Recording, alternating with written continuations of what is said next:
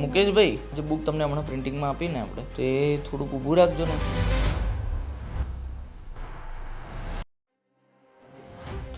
Sir PDF final થઈ ગઈ છે, જવા દો.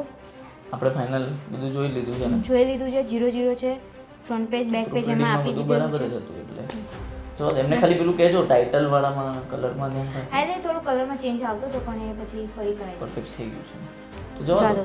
મુકેશભાઈ ફોન કરજો પ્રિન્ટિંગમાં.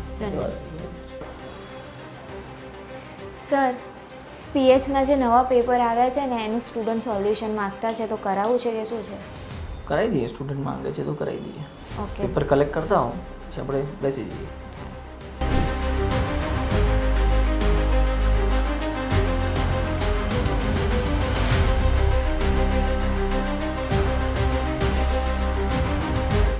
સર હું શું કહું છું, એક મિનિટ બોલો મેડમ. હું એમ કહું છું કે એક પેપરનું તો સોલ્યુશન થઈ ગયું, બેના આપણે અત્યારે કરી દઈશું બરાબર. હવે એક જ પેપર બાકી છે.